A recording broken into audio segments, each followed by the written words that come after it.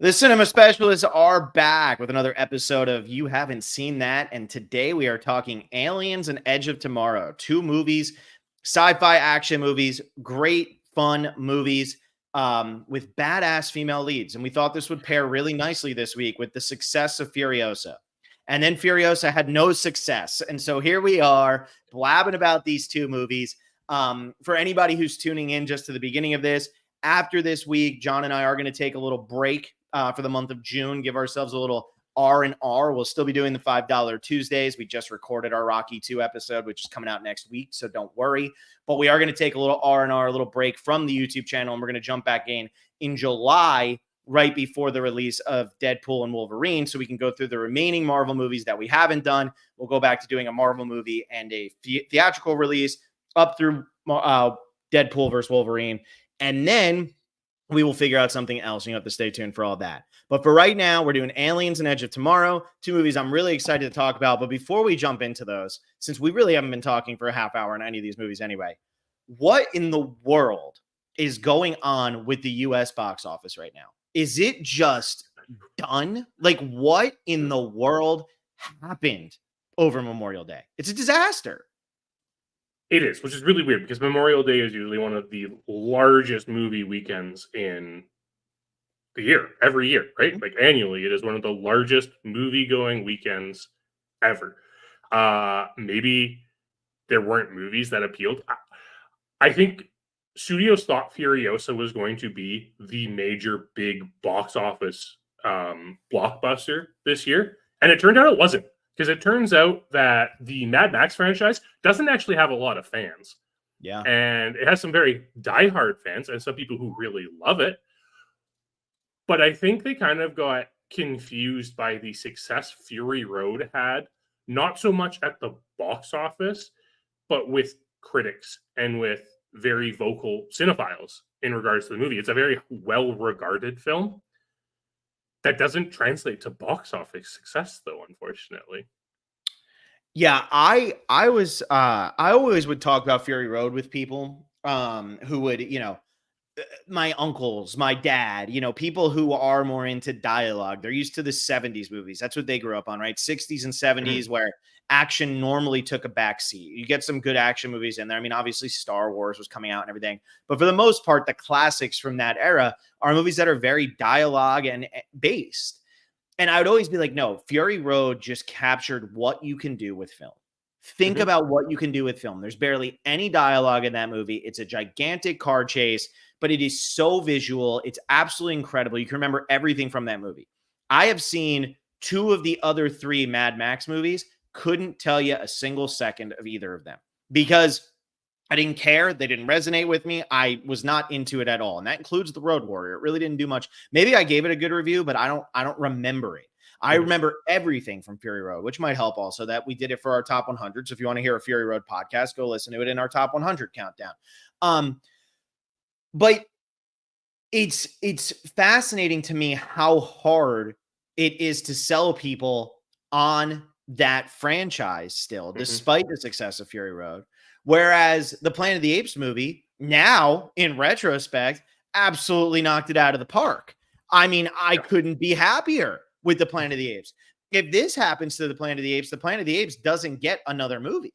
Did the Planet of the Apes have the greatest success of all time? No, not by any means. It only made $305 million worldwide, and I think the budget was what was it, $150 million? I forget exactly what it was. But the thing is, $160 million, and it's made $305 worldwide. So not great, but not terrible. Furiosa just made it made $26 million opening weekend. Put that into perspective. Kingdom of the Planet of the Apes made $58 million, and Kingdom of the Planet of the Apes moved off of Memorial Day weekend because it was scared of Furiosa, and it just wiped the floor with Furiosa. Furiosa ain't hitting 100 million. It might not even hit 70 million. That's how much of a disaster this was.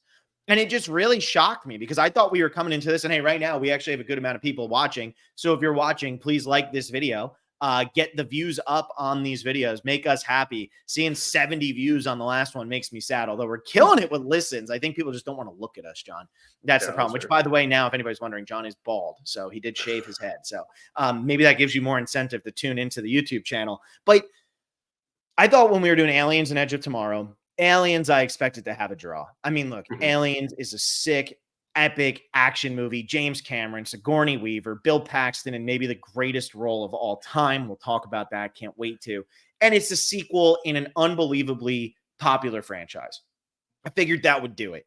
Edge of Tomorrow, that's going into our, if you haven't seen it, you should see it. Tom Cruise, Emily Blunt, Doug Liman movie. It's so much fun. You got to check it out. But I was expecting there to be so much hype coming off of Furiosa when we were doing these. And when you texted me, because I forget what I was even doing Monday, but you texted me and said, this made 32 million on a 3-day weekend. And I was like, oh my God, what an absolute disaster. And I don't root for this stuff. I know some people will sit there and root for it. And I know, like, I follow, obviously I follow a lot of survivors and stuff like that. And some people, not even survivors, but just people in general will try to turn it into a political thing of, oh, there's going to be the people who are stoked that it didn't make money because it's a female driven movie. And there's going to be the other people who are like more defensive of it because it's a female driven movie. At the end of the day, if it's a good movie, I hope that it makes a boatload of money so they keep making good movies. But this is going to scare people away like crazy, because if you're making this movie, if you're Warner Brothers, you think you have a done deal. I mean, you think you are locked in with a massive success after what Fury Road did. And instead, you have one of the biggest box office flops ever. The budget for Fury Road was 150 million. It made 154 domestic, 226 international for a total of 380. 154 domestic, barely breaks even on the budget. You figure there's a lot of P&A, but then it won the awards and everything like that. Furiosa is not winning awards.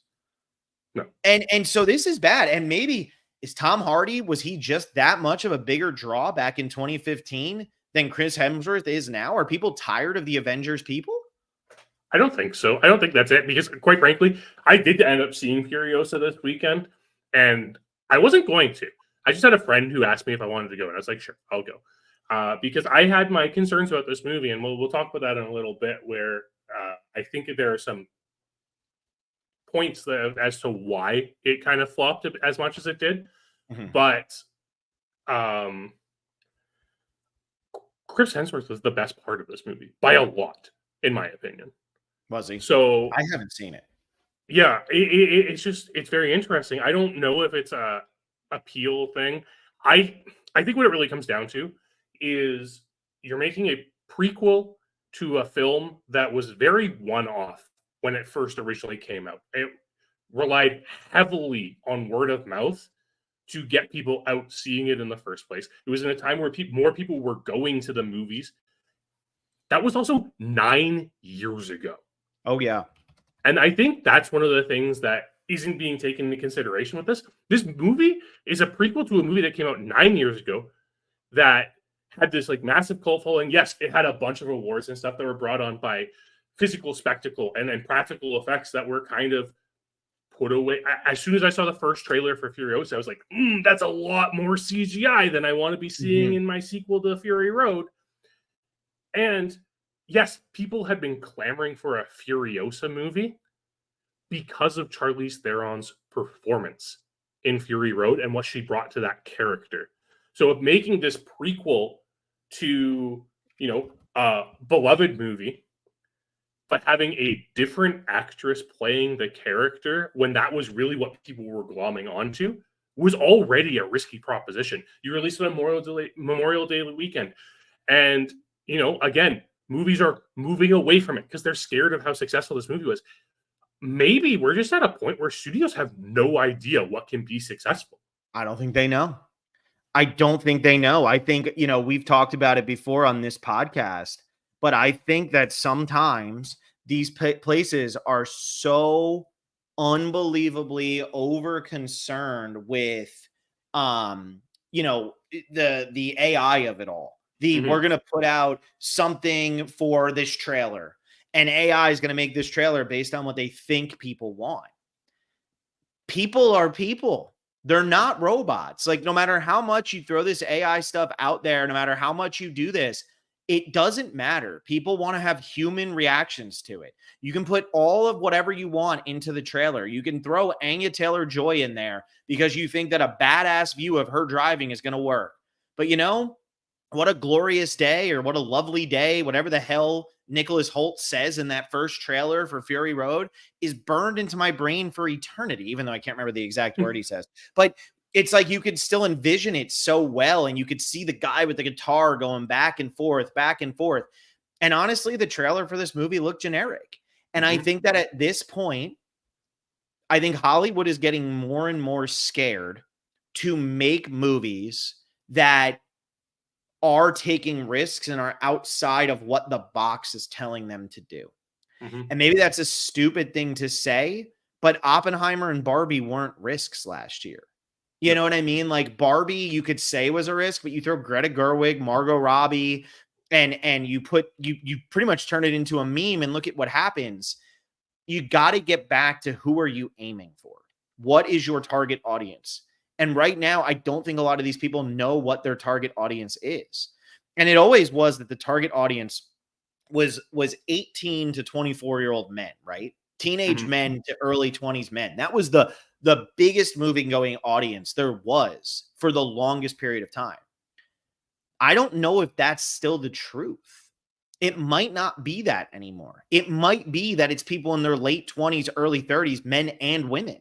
It might be moving to that, and it might just be something that these studios need to take a look at. Obviously, you're always trying to get the youth, because the youth is your future.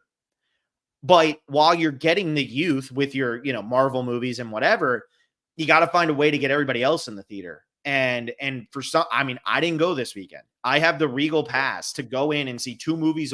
I can see as many movies as I want. If I see 2, it covers me for the month. And I didn't go this weekend. And I wasn't doing anything Sunday or Monday. Like, I could have gone to see Furiosa, and I simply chose not to, even though it would have cost me nothing.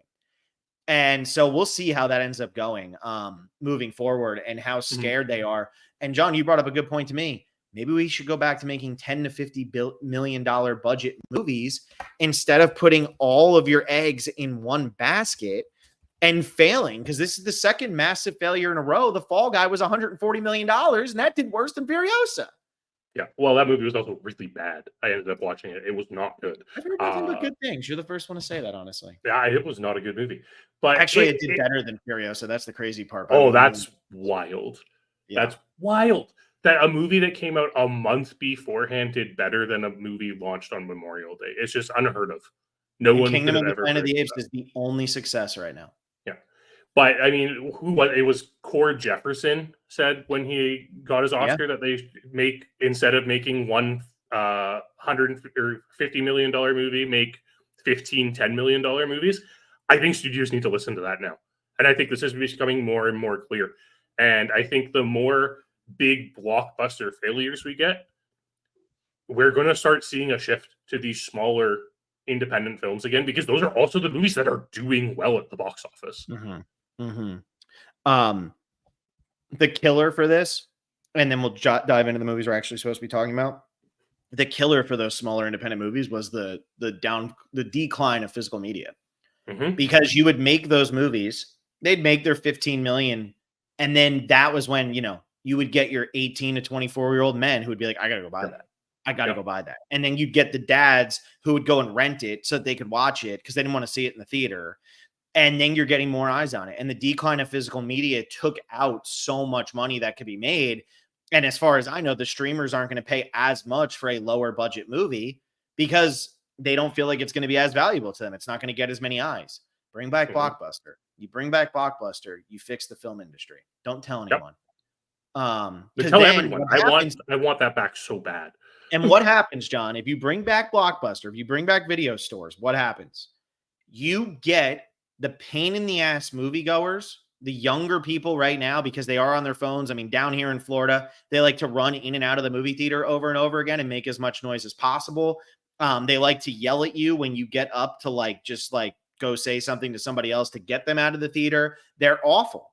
That keeps them home on a Friday night because now they can go rent a movie and hang out with all their friends and talk and do whatever. And that's fine. And they don't do that now because it's like, oh, well, this is something to do. Let them go to Blockbuster and spend 2 hours being out, rent 2 movies, and come home. Yeah. Anyway, let's talk about Edge of Tomorrow first, because I feel like that ties in a little bit better to this conversation, being that Edge of Tomorrow had a budget of, drumroll please, $178 million in 2014. 10 years ago, this movie had a budget of $178 million. And guess what? From Warner Brothers, disaster opening weekend. 28 million. Not much better than Furiosa. So that's where I think it ties in here. Ended up making 100 million domestically, 270 million internationally, for a grand total of 370 million. So overall, it was a success. It made its money back, even if it didn't do nearly as good as it would have liked to. Furiosa right now, for anybody wondering, has made 31 million internationally. So it's not going to come anywhere near 270 million internationally. But all of that's just to say, we've seen studios making these mistakes over and over and over again.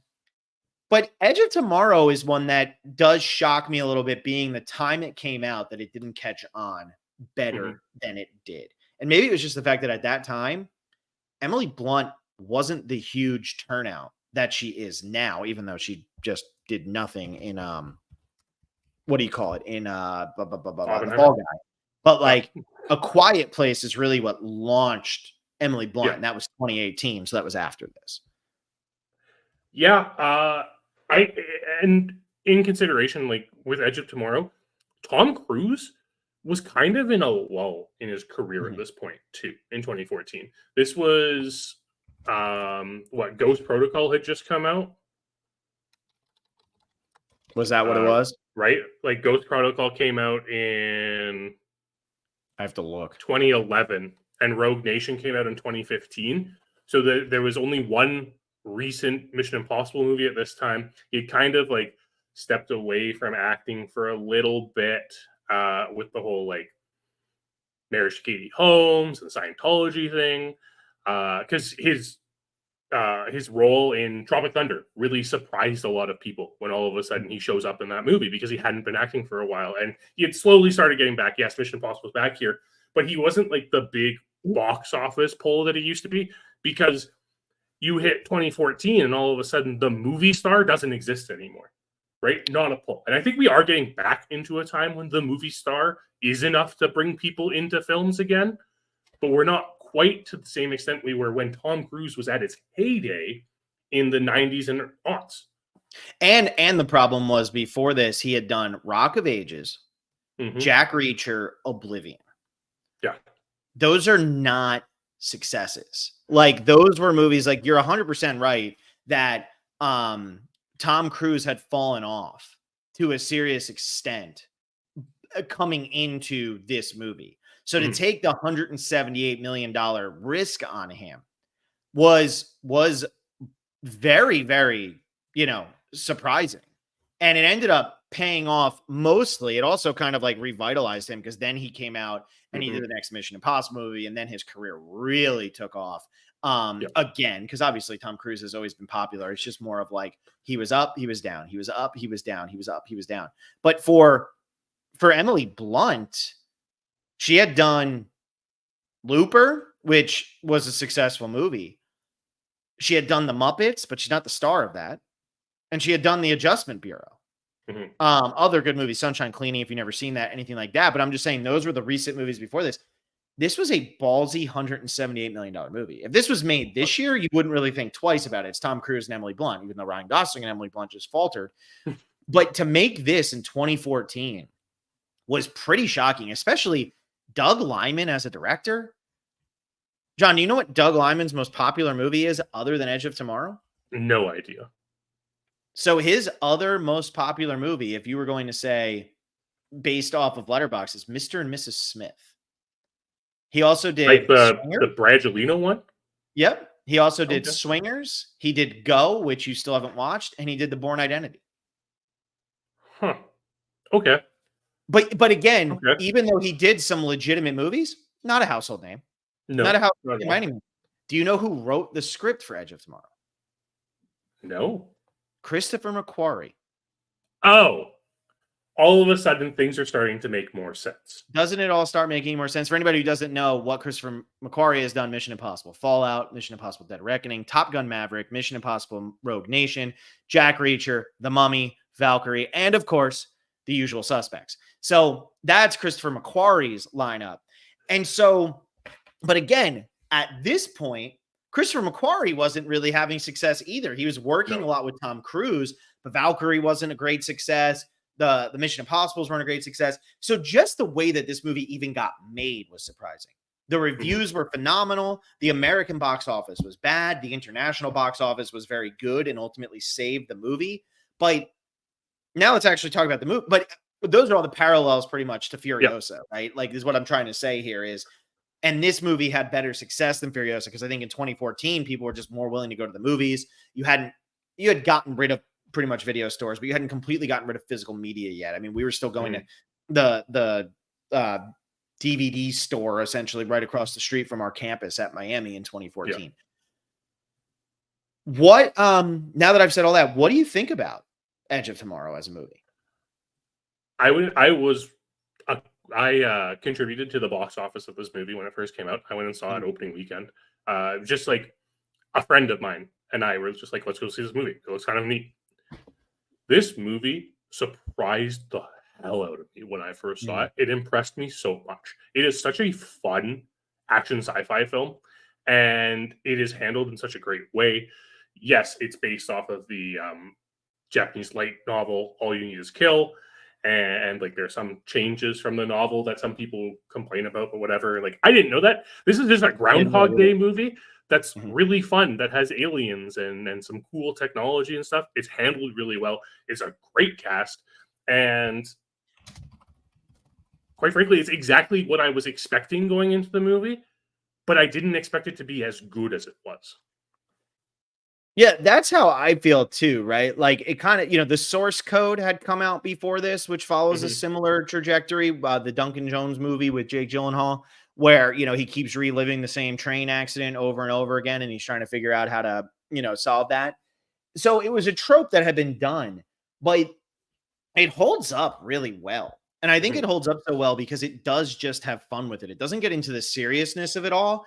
And what it really capitalizes on is it establishes the stakes very early. It establishes the rules very early. A lot of these movies want to keep the rules for the twist at the end. But the fact of he killed an alpha, the alpha bled on him. He mixed the blood with the alpha. And because of that, now he's restarting the day because his blood is shared with the omega. It's simple. I mean, it's convoluted, sure, but all of these movies are going to have convoluted plot points about all that. And I think it does a really good job of establishing what the rules are right off the bat, so we have no questions moving forward. Great, I'm in. Let me sit down. Let me watch this movie, and let me just go along for the ride. And in the hands of a lesser writer, it probably doesn't have that kind of success. But then you can just watch Tom Cruise and Emily Blunt get into it. We believe why they're working together. We understand how Cruise is able to consistently convince people that he does know more and how he can convince them to work with him and like how they learn, right? Because that's always the problem with these movies is how do you learn when you don't remember it, but the other people do? And the fact that Emily Blunt had been through it before, so she was the connection there. It just does a really good job across the board. And the budget is used well because these monsters, the mimics, still look amazing 10 years later. It's really interesting because I was watching them, and I mean, I just got into a James Cameron mood this week. So I also watched Terminator 2 this week. And like they had that same type of feel as the T-1000 does, where they're that fluid movement between them. And because of that, and because they're kind of ever changing and they don't really ever take a full form, they're more believable. It's like that whole idea of like obscuring in shadows. And they're just obscuring the graphics in movement. And yes, you can tell they're CGI, but at the same time, it's like it almost feels okay because of what they're going for in the movements of these creatures. Yeah, I totally agree. They make them very robotic, but then they also clearly have personalities and they're a perfect world takeover machine is essentially Hmm. what they're called at one point during this movie, and you buy into it. And it's also a cool design. I think about like Arrival obviously came out after this movie, but Hmm. Arrival also had a cool design for what the alien creatures were going to look like. I mean, too often the alien creatures in these movies look too humanoid or they're just Hmm. blobs.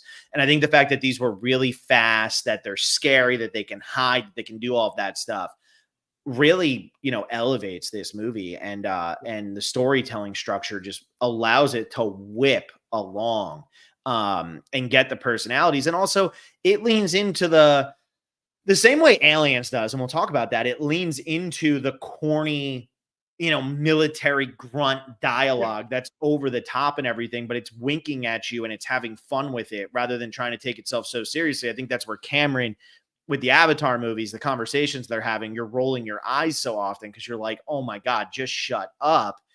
And in this movie, they're doing it intentionally. Bill Paxton's character is great. How it's so over the top.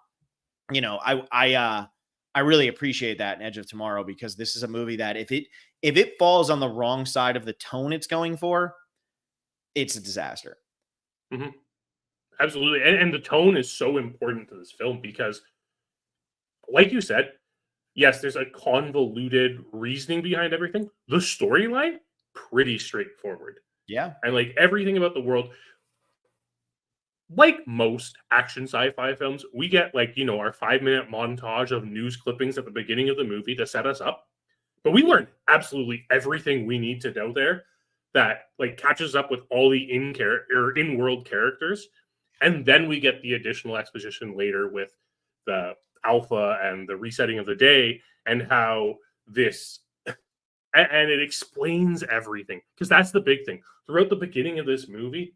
We're told they have no idea we're coming, we're easily going to win this, Hmm.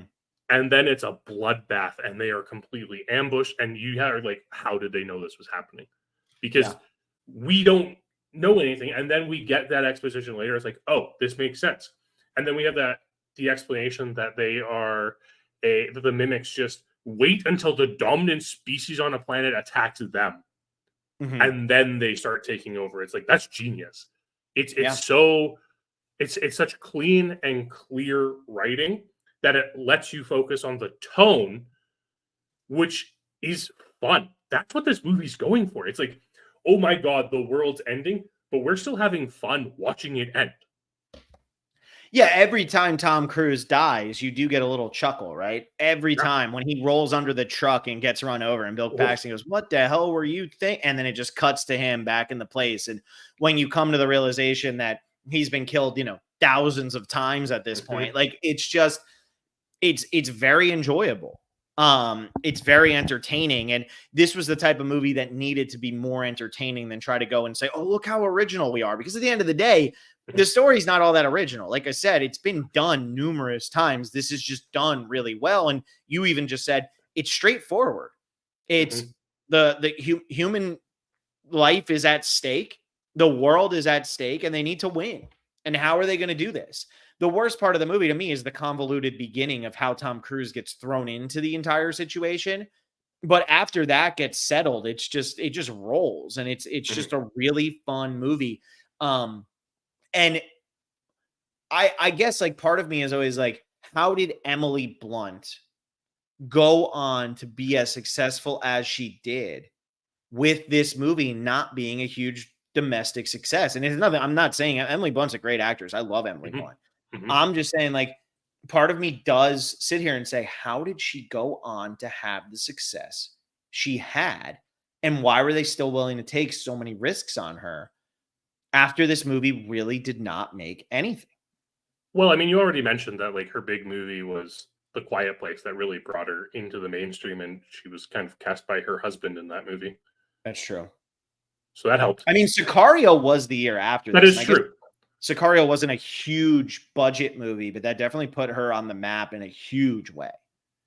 Yeah, absolutely. And I mean, I think that's one of the things with Emily Blunt that is really underappreciated. And it was kind of one of the disappointing things with The Fall Guy, too, is like that movie seemed like it was an action comedy, but Emily Blunt's kind of like sidelined in that movie and not participating in it. But we see movies like Sicario, which we talked about a couple weeks ago, and Edge of Tomorrow, where we understand that Emily Blunt can really be this badass woman who is tackling these action scenes and stuff and should be given the opportunity to do so.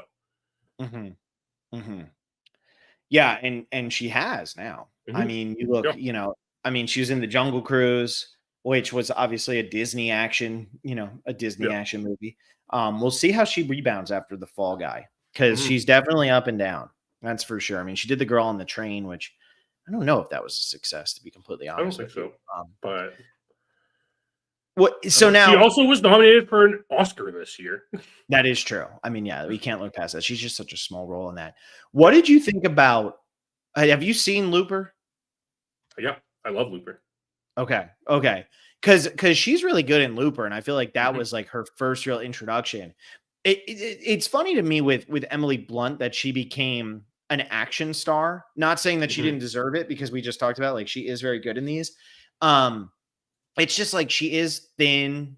I guess she's tall, so that helps, but she's not like overly muscular in any way, right? And there's just I just find it a little interesting. Like you look at Sigourney Weaver, and like Sigourney Weaver does have like more muscle tone to her back in the Aliens movies. And I feel like Emily Blunt, it's very much like she's sexy. Look at her. She can go beat up these things. But I don't know. It's just like it's interesting to me that she became a action star. She gets her nomination for Oppenheimer, but if you think about any other movie you know Emily Blunt from, other than probably The Devil Wears Prada or Mary Or Poppins, Mary Poppins, yeah. she's just action, action, action. I think a lot of it comes down to the fact I mean, it's something we don't usually talk about here, but it's just the evolving way that the world's changed their approach at, like, looking at badass women and just action stars in general, right? Action stars don't need to be these bulky, beefy Mhm. men and women anymore. We've kind of gone to a point where we've gotten more like every man and every woman characters in these type of movies. And I think because of that, you can have someone like Emily Blunt get into that role as just a much better audience surrogate than someone like Sigourney Weaver or like Mhm. I even if we're thinking of like more common like tropey female action star or like action actresses right now, like someone like a Michelle Rodriguez. Yeah. Yeah, yeah, yeah. That's a good point for sure.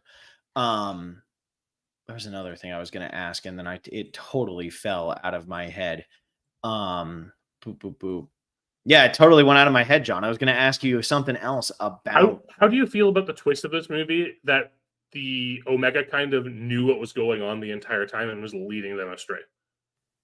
So I think what my biggest question regarding this is like, look, I'm willing to go along with it. I gave this movie 3 stars at the end of the day. I'm willing to go along with the story. If the Omega knows what's going on, why isn't the Omega doing something to Tom Cruise to make the Tom Cruise thing end? Because Tom Cruise gets to keep um changing the day, starting the day over. Doesn't the Omega know that? And wouldn't the Omega also be learning or no?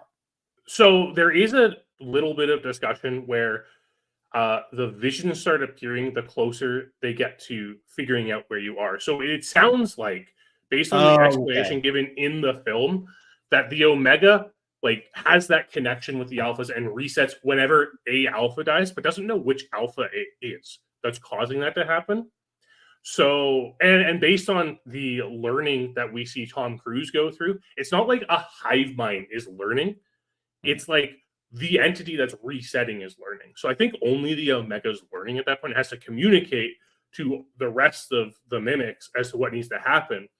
And the visions are the Omega trying to get to a point where they're luring Cage to this dam in order to bleed him out and stop him from resetting the day. That makes sense. Okay. I think I just totally missed that, to be honest. But that definitely makes plenty of sense. And I think, yeah, that just went in one ear and out the other for me. Mhm. What I Um, don't understand is why after they defeat the Omega, everything's reset. that's what I said to my wife at the end. I said, does that mean he just can't die? I don't know. I don't know the answer to that. And like And she it's doesn't okay. I recognize can him. yeah, right? Like I'm okay just suspending my disbelief, whatever. I get it. I just don't understand why the day reset and it was But the difference is the Omega's been blown up. Mm-hmm. I also found that to be a little weird. So I am in with you on that, of that being a little strange, of like, what is the deal with that? I don't really know. I think it was kind of a cop out ending. I don't think they had the answer. So I think the answer is this is an American ending. It is. And that's because Americans like clean, tight, and like this is North Americans in general prefer clean, tidy, and happy endings. The original light novel this is based off of, the character has to die in order to like fulfill everything at the end, and he has to be like this sacrifice to stop everything from happening. Mm-hmm. That type of ending doesn't fly with your general North American audience.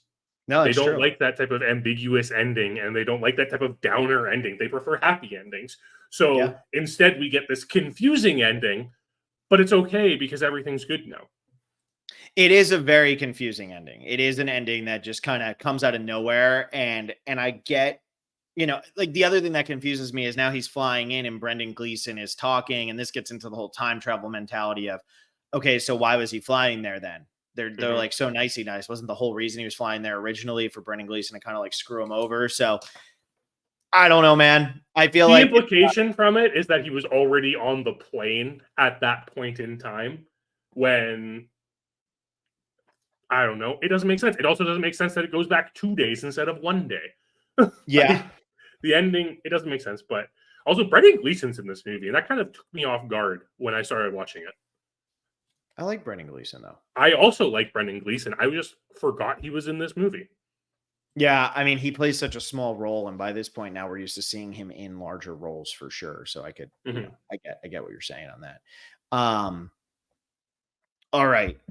Should we jump over to Aliens, or do you have anything else you want to say about this?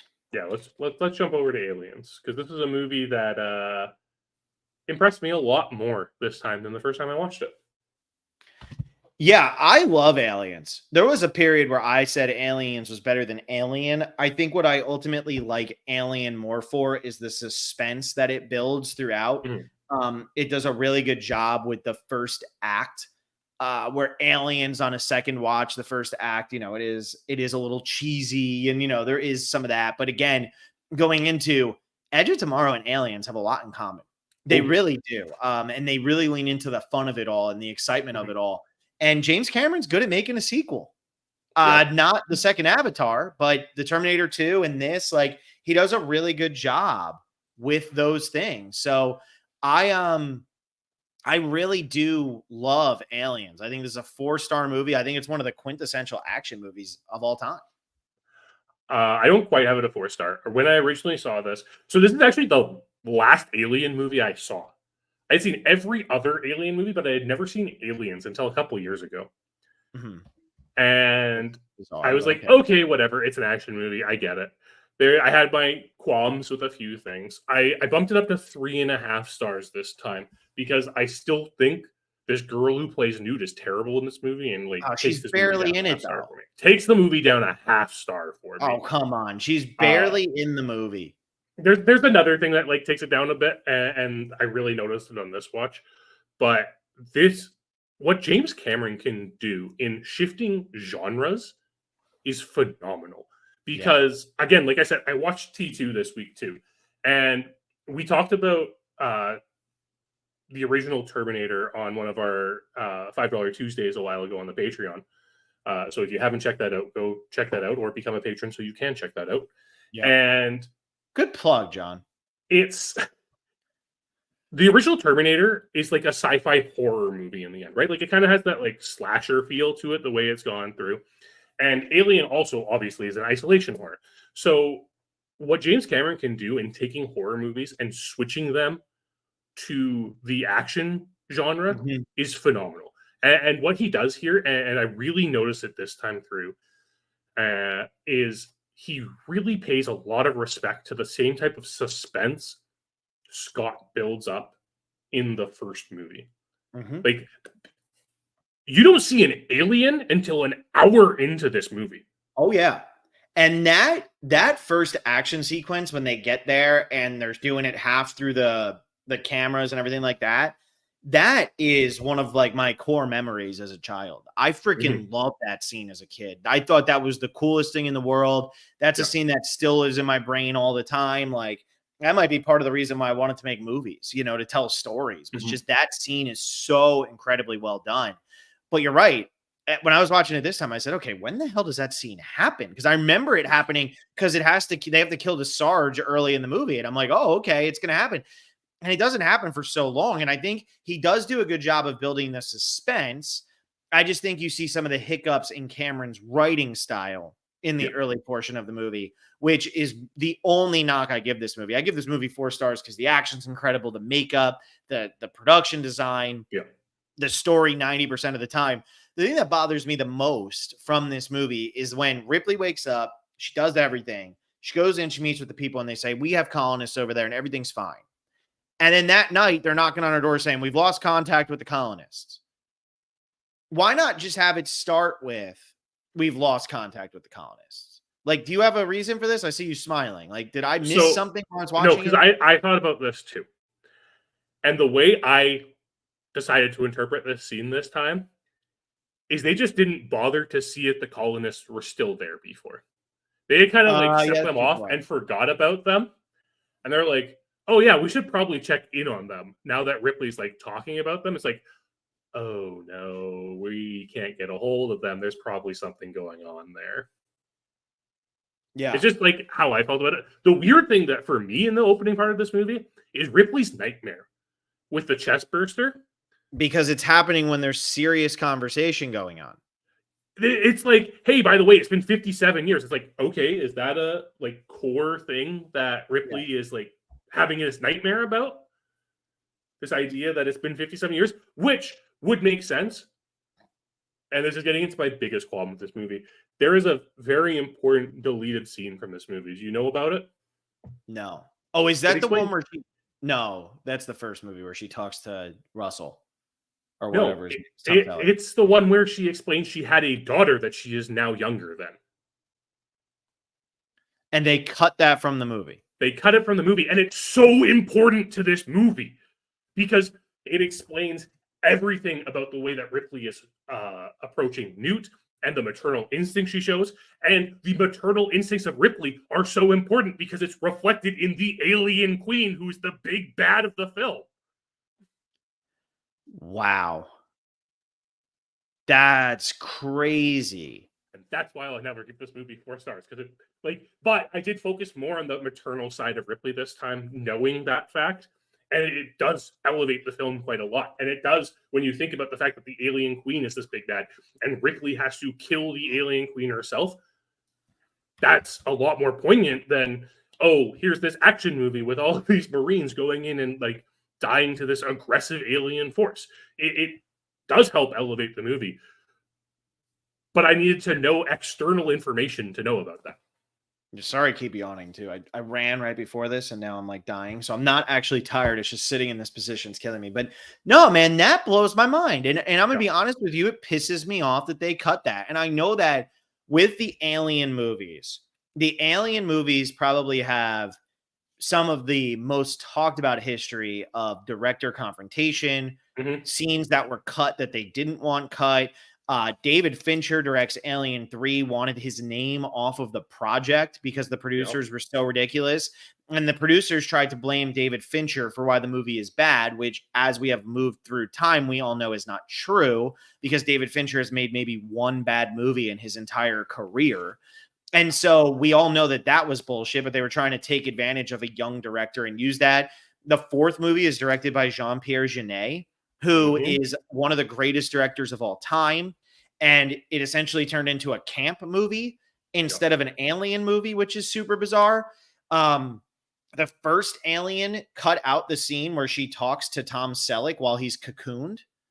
If you don't watch the director's cut, and now for this to happen with Aliens, I'm surprised I didn't know about this, and I'm surprised that this isn't a bigger part of like the cultural zeitgeist because Mm-hmm. you're 100% right. The motherly instincts with Newt, why she would feel that, why it would kill her so much that it's 57 years. Also, if Mm-hmm. she's going to have the dream and have the thing pop out of her, that's very Yeah. symbolic of giving birth. Hmm. So, that would have made sense in there. This really blows my mind, John. You have I got it. officially I've done it. hit me with something that I did not know, and I feel like I am mad at myself for going 32 years without knowing. So, thank you so much for bringing this up because that really does. I mean, look, this is a 4-star movie in my opinion, but now I want to watch the director's cut because I feel like you watch the director's cut and this could be one of the all-time great movies. Hmm. Because that is so important because the relationship with Newt, why does she have to track down Newt? It's got to be more than just save the cat, right? This is a Yeah. person we're talking about. Now it makes so much more sense. And yeah, to have to kill the queen at the end, who's just a mother. Yeah, Hmm. dude. No, that's Yeah. brutal. No, it does elevate that. But when you know that and you watch this film, you see all of the underlying things and you understand so much. And it makes Ripley an even more compassionate character. Because one of the big things I think we really equate Ripley and Sigourney Weaver in general with this badass female. And like I would say she's pretty much the quintessential female action star after Aliens. Mm-hmm. And I mean, we've already discussed Alien, obviously, when we were talking about our top 100, because both of us had it on our top 100. So you didn't check that out, go check that out and listen to Yeah. us talk about the first movie. But Sigourney Weaver's kind of like the last expected person Ripley's the last person you expect to survive all of that. And you're really kind of surprised when the narrative switches over to her in that movie. Mm-hmm. And you see that it's her movie.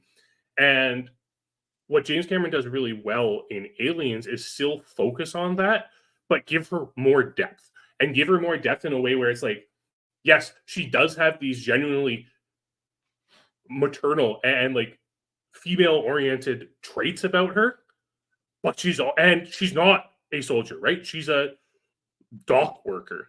Yeah, what But was her exact role? Was it dock worker in the first movie? no, in the first movie, she was. They said it in this one, and it was just like flight something. It A was like civilian nothing. advisor to the U.S. Colonial Marine Corps. That's in the second one. Yeah, but it was just like, hey, you work on the ship, and that was it. But the fact that she's not a military person, the fact that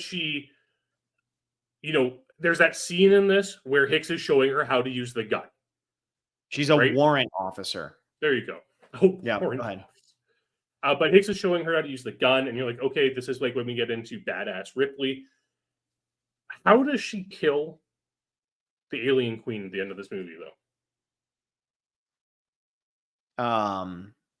With the mech suit. With the loader, with the dock loader that she is certified to use because Yeah. that was the only job she could get 57 years in the future. Yep. This is just like all of a sudden Ripley's also this everyman who shuns this action star of using guns and stuff to use the tools of the average person to defeat this invading force. Mm-hmm. It's brilliant. Yeah. Yeah, no, and we see that at the beginning when she does it. You're like, oh, that's a throwaway scene, and then the fact that it ends up being how she fights off the alien at the end of the movie, which also the Queen Alien, the design on that is so incredible.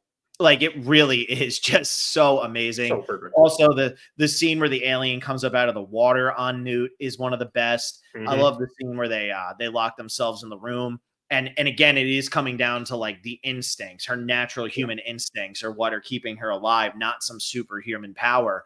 Everybody else in this movie is better trained than she is, and yet her and the girl are the ones who survive. Have you ever seen Alien 3?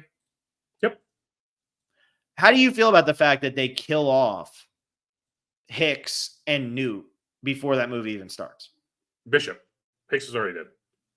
No, Hicks isn't dead. Hicks is Mm-hmm. Hicks has his head. Remember, he bangs his head and they put him in the thing. Hicks, Bishop in half, and Right, Newt right, right. all get put into their little sleeps. Right. It's been a long time since I've seen Alien 3. And I have no I mean I might revisit it now just because like after watching Aliens again, but honestly with everything that I learned about Aliens, it actually makes me so mad that Newt just dies right away. It's so Yeah. inconsequential and it's just such a terrible way to start that film. Yeah, they did a really bad job of what do you call it? Of like James Cameron, I can't believe I'm saying this. James Cameron does such a good job with the character development in this movie. Holy Yeah. shit. Okay. James Cameron does such a great job with the character development in this movie that it sucks that they just throw it all away at the start of Alien Mhm. 3. They just say goodbye, we're done with that. I mean, Because they at also the end of, changed that script like multiple times too, though, oh right? yeah, I mean it was a disaster. But I mean, you think about like going from Alien, she was the only one left, so you only had one way to really start that next movie. And then you do a great job of actually establishing these side characters. I mean, it actually is impactful when the side characters die in this movie. Not it's Mhm. very impactful when they die in Alien too, but to have these just be grunt military caricatures and make it impactful is very, very impressive. It's very well done. And so I just really like I really like that and what like they're able to do. And then for them to just kill it all off at the beginning of Alien 3, it's like, well, that's a It's shame. silly. It doesn't make sense, especially with everything that goes into developing these characters in this movie. Uh, I think Hicks is just like the relationship Ripley and Hicks have. It it's nice because it never feels one of the best things about Aliens. It doesn't shoehorn in this romantic relationship that a lot of movies now, even Edge of Tomorrow, she's in that romantic type thing between the two leads, right? Mhm, mhm. But Aliens doesn't do that, and there's a lot of restraint that goes into doing that. And because of that, Hicks just comes off as this like more of a mentor character somehow, who's just like also compassionate and showing this like human side of the army. And that's the interesting thing when we look at both this movie and The Edge of Tomorrow is this idea of the army as people rather than an entity. Mhm. Yes, I totally agree. And I just really like, we're talking about Hicks and everything like that, but like Paul Reiser as the scummy representative of the corporation, he's phenomenal. Works the worst. Lance Henriksen as the android is great. I mean, Bill Paxton obviously is the best, but even like William Hope as the Mhm. inexperienced Marine, it's like you are seeing all of those human sides in this movie that you could have easily just left out and just turned them Yeah. into this is Ripley's movie and you just watch everybody else get killed. And instead, they do a good job of making each character different. They all have their unique relationships, their own unique personalities, and they all have they don't all feel the same, which is Mhm. really important because to go from Alien, which is a ensemble piece, and then turn that into okay, you're just waiting to watch, Ripley be the last one standing. It's like, no, like we're actually putting more thought into this of what each character is going to do that's either going to get them killed or keep them alive. I mean, you get the what's his Gorman having his moment of heroism at the end of the Mhm. movie with Vasquez and all of that. So yeah, I mean that stuff really really worked. And yeah, Michael Bean, who's very funnily like barely in any other movies as Hicks. Just a shame they totally butchered that for the next movie. Yeah. But I mean, I want to circle back on Burke, who is the character from the corporation that I Hmm. can't remember the name of, but this is probably one of the most despicable characters Hmm. in a movie ever. This man who's like, "Oh, hey Ripley, like we're cool, right?" Like is all welcoming to Ripley in at the beginning, and then it's like, "Yeah, you know what's really great? Money. So I'm going to smuggle an alien embryo inside you so I can make a lot of it." It's fantastic. It really It, is it's absolutely. wonderful. Yeah. And I think that it's really important to have that human villain in this movie because if the antagonist is just the aliens, this isn't different from the original. You need to Because in have the that original, it's just the aliens. exactly right. Well, I mean, like there's the android thing who does represent the company and everything, Yeah. and like bringing it back and all, uh, which is similar to this. But But to get a human choosing to do it. that's the thing. It's the choice because there are I don't know if you clocked this. I did because it's something that sticks out to me in movies a lot. Do you know how many times they talk about how expensive things are in this movie Oh, it's and the gotta be cost 15 of times. things in this movie? Double digits? I didn't actually count, Oh, but yeah, it it's has to gotta be be. double digits. It has to be. And that's the interesting thing this movie's positing. It's like, what's more dangerous to humankind? Corporations who only care about a bottom line or a species designed to exterminate human life. Yeah. It's a scary thing that you even have to ask that question, huh? It sure is. It's terrifying. But here we are. We still have to ask that question. And quite frankly, the corporation's probably worse than this movie. The funny thing about Paul Reiser, who plays that role, he is the cousin of Will Reiser, who has one screenwriting credit to his name. Never done anything else. He's just got one screenwriting credit. He's done some TV, but one screenwriting credit. He wrote 50-50 because he's the one who had the Oh, spine interesting. cancer. Yeah, crazy that they're related, but I just thought that was a fun little fact there. All right, before we wrap this up, Bill Paxton in this movie as Hudson is, I seriously believe, the best action side character in the history of movies. Every line he says, every action he takes, every movement, everything he does in this movie is pure perfection. And Bill Paxton plays this role so unbelievably. Mhm. I love this character. Every time I want, you can say everything you want about the girl who plays Newt stinking as an actress. Because of Bill Paxton, this movie will forever be 4 stars. He takes it up however many notches it needs to be taken up, um, in order for him to overcome Newt's bad performance. That's reasonable. I mean, it takes so much to have the same machismo that a Marine needs and this like terror that Bill Paxton is able to show in some of these scenes. Even like the first time we meet Hudson and Bishop's doing the knife trick with him, and he's just like God. yelling the entire time. It's like, holy cow. Like, this is a guy who thinks he's hot shit. And instead, he's like, oh my God, my hand might get stabbed by this android who literally could never stab my hand. Mhm. Just for some of like the gold here, because you can hear it in his voice. Ripley, they cut the power. Him, what do you mean they cut the power? How could they cut the power, man? They're animals. He's also he's also got the great line of "That's it, man. Game over, man. Game over." That's Mhm. probably one of my favorites. I use that way too often in my life. Um, and then where is the other one? He has another one. Look, let's just bug out and call it even. Okay, what are we even talking about this for? I mean, he has. I forget what the other one is, but he's just got so many gold lines in this movie. And for a side character, a lot of times those can start to feel like cheesy or corny or whatever. We're on an express elevator to hell going down. Yeah. I mean, it's so damn good.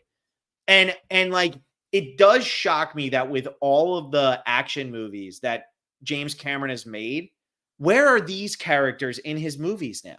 Where Yeah. are the fun supporting characters who are over the top? How did he forget how to write that?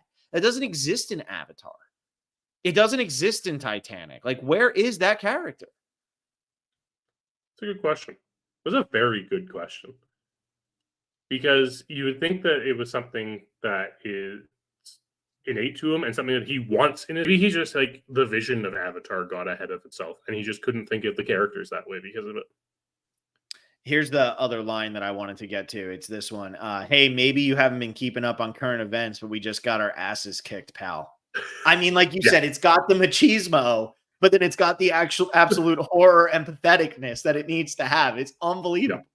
yeah. It's great.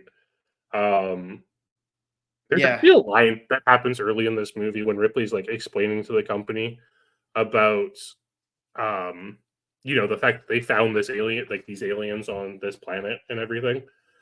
And one of the people in the board meeting is like, we've explored 300 planets, like, and we've Mhm. never seen this before, so it can't exist. And I'm just sitting here thinking, you know how infinitely vast space I know. is? I know. It's just, it's baffling. But I love that that's there because, again, it like just really reinforces it all. And this movie's great. It's just, it is a fun watch. It is a little long. I will put that out It is there. a little long, but that's why they had to cut out the scene with the daughter so that they Of didn't add course, another you 2 minutes. cut out this 5 second scene so that we can just add an extra 20 minutes to this movie's runtime. I mean, it's crazy that like Amanda Ripley has her own section on Wikipedia. Oh, you're really Like, diving into this now, eh? yeah, I am. No, you really blew my mind with that, man. That really Yeah. bothers me that they cut that. It really, really does. It's crazy. Anyway, All right, we're taking a hiatus, everybody. We're going to be back at the beginning of July. Follow us on social media, all of that fun stuff. And we'll be back then. If you want to be a patron, patreon.com/the specialist. Jump in there, become a patron. We're doing $5 Tuesdays. Like I said, we already recorded Rocky 2 today. We're putting it out next Tuesday. We'll be doing the Muppet movie the week after that. Haven't decided the last 2 movies for the month of June, but we're going to take just a little break just to give ourselves a little bit of time. Although I'm very happy with the amount of people we had watching live tonight. So maybe I'll make John do a little bit more podcasting. But thank you all so much for listening. Please like this video. Like, and subscribe. If you're listening over on iTunes, Audio Boom, any of that fun stuff, leave us a review if you're enjoying what you're hearing. I don't ever check over there because it makes me sick to my stomach, because a lot of times what we'll get is one person who listens one time and it's a guest that they don't like, and they go and they say, I can't believe they had this guest on, he's an asshole. And it's like, well, why are you giving us 1 star for having a guest? But anyway, go check that out. Give it a go leave us a review. That would be nice. Hope you enjoyed this. Got through 8 episodes of this series. I don't know if we'll come back to this when we come back from our hiatus, but I do know we're going to jump into the Marvel movies, and that's going to be our real big our big thing that we're going to make the push on again and get the rest of those movies. What's the next one up in the Marvel movies, John? That would be Ant-Man and the Wasp: Quantumania. Jesus. Okay. So after you just said those words, I think I might never podcast again, but we're going to do it so that it lines up so that we're doing Wolverine and Deadpool right as its opening weekend hits. So that's the goal is. So stay tuned for when we're going to be doing all of that. Thank you all so much, and we'll see you next time.